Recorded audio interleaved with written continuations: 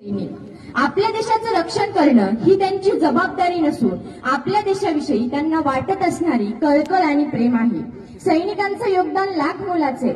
जेव्हा एखादा सैनिक आपल्या मुलाबाळांची आई वडिलांची पर्वा न करता देशाच्या सीमेवर स्वतःच्या प्राणांची आहुती देतो.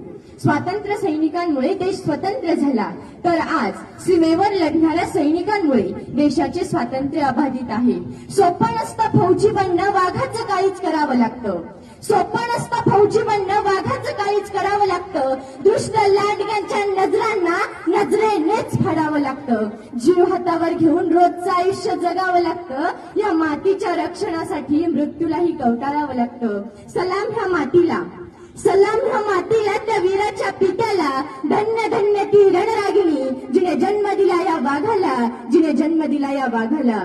150 वर्ष राज्य करणाऱ्या त्या तमाम इंग्रजांना गुलामगिरी काय असते याची जाणीव करून देणाऱ्या त्या क्रांतिकारकांना किती त्रास सहन करावा लागला असेल याची जाणीव आज देशाच्या सीमेवर लढणारा भारत मातेचा रत्नपुत्रच करून देऊ शकतो.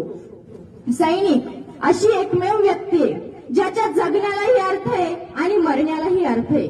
जगायचं ते देशासाठी आणि मरणाची तर भीतीच नाही. असा सैनिक आपल्या देशाच्या सीमेवर नसता तर आपलं काय झालं असतं. आपण दिवाळी आनंदात साजरी करू शकतो. आपल्या कुटुंबासोबत रोज सुखाचे क्षण जगू शकतो. हे केवळ सैनिकांमुळे. एक आई जी आपल्या मुलाला सैन्यात पाठवते तर विचार करा त्या आईचं काळीच किती महान असेल. खूप श्रेष्ठ असेल ती आई जी पोटचा गोळा देशासाठी अर्पण करते, जी पोटचा गोळा देशासाठी अर्पण करते. एका सीमेवर लढणाऱ्या सैनिकाने शेवटचा श्वास घेण्यापूर्वी त्याचे लिहिलेले आत्मकथन. शत्रूच्या एका गोळीने त्याचा वेध घेतला, तो कोसळून खाली पडला. त्यापूर्वी त्याने तीन शत्रू सैनिकांना यमसदनी धाडले होते. त्याला मृत्यूचे भय नव्हते, पण चिंता होती ती त्याच्या कुटुंबाची. वृद्ध आई, पत्नी, एवढ्याशा चेहऱ्यावर तळपते तेज घेऊन स्वप्न पाहणारी मुलं. आज माझं काही बरं वाईट झालं तर त्यांचं काय होईल. समोर कोसळून पडलेल्या शत्रू सैनिकाकडे त्याचे लक्ष गेले. कोण होता तो, कुठला राहणारा, का मारलं मी त्याला. त्याच्या घरी सुद्धा माझ्यासारखाच परिवार असेल का.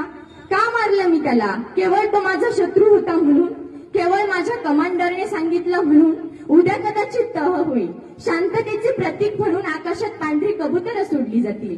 सदिच्छा म्हणून जिंकलेले प्रदेश एकमेकांना परत केले जातील. हुतात्म्यांची स्मारकं बांधली जातील. 4 दिवस त्यांच्या समोर मेणबत्त्या जळतील. पण नंतर त्यांचं काय. का करतो आपण युद्ध. का मरता एवढी निरापराध माणसं. सर्वजण सुख शांतीने नाही का जगू शकत. सैन्यावर, सुरक्षा यंत्रणेवर होणारा अमाप खर्च, तो पैसा आपल्या देशातील गोरगरिबांच्या कल्याणासाठी नाही का वापरता येणार. तो पैसा गोरगरिबांच्या कल्याणासाठी नाही का वापरता येणार. असे अनेक प्रश्न त्याच्या मनामध्ये निर्माण झाले होते. आज मी कोणाचीही पर्वा न करता युद्धभूमीवर लढलो. उद्या कदाचित मी ह्या जगात नसेल तर सरकार माझ्या कुटुंबाची काळजी घेईल का. माझ्या आईला, पत्नीला सन्मानाची वागणूक मिळेल का.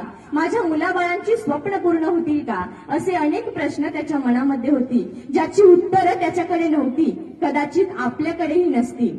भारत देशाच्या सीमेवर लढणाऱ्या प्रत्येक वीर पुरुषाचे आपण ऋणी आहोत, हे प्रत्येकाने लक्षात ठेवले पाहिजे. देशाच्या सीमेवर लढणाऱ्या प्रत्येक जवानाला घरच्यांची आठवण येतेच. तर अशाच एका जवानाने आपल्या कुटुंबासाठी लिहिलेले पत्र आज मी माझ्या शब्दात तुमच्या समोर व्यक्त करते. बघ नाही वेळ कशी वैरीण झाली. तुझी भेट न घेताच माझी जाण्याची वेळ आली. गाया जरी झालो तरी अजून सुद्धा लढतोय. गाया जरी झालो तरी अजून सुद्धा लढतोय. आईंचा जखमा छातीवर घेऊन पत्र शेवटचं लिहितोय. लहानपणीच्या सर्वच गोष्टी आई जशाच्या तशा आठवतात. या बर्फावरती माझ्या डोळ्यातील आसव सुद्धा गोठवतात. खूप वाटतं आई तुझ्या कुशीत येऊन निजावं. तुझ्या प्रेमाच्या वर्षावात पुन्हा एकदा भिजावं. पण मला ठाऊक आहे असं आता होणार नाही. आली वेळ मला सोडून रित्या हाती जाणार नाही. आपलं घर आठवून आई एकटाच रडता आई पत्र शेवटचं लिहितोय. बाबा बाबा तुमच्यासाठी बरंच काही करायचं होतं, तुमच्या खांद्यावरचं ओझं थोडं माझ्या खांद्यावर घ्यायचं होतं. पहा ना बाबा, पहा ना बाबा, देवाने कसा घात केलाय. माझ्या प्रेताचा भार सुद्धा तुमच्याच खांद्यावर दिलाय. तुमच्यासाठी काही करू शकलो नाही म्हणून मरणाआधीच मरतोय. मरता मरता बाबा पत्र शेवटचं लिहितोय, पत्र शेवटचं लिहितोय. आई, आई आता 4-2 गोळ्या काळजामध्ये लागल्याय, तशा तुझ्या सर्वच आठवणी पुन्हा मनामध्ये जागल्याय.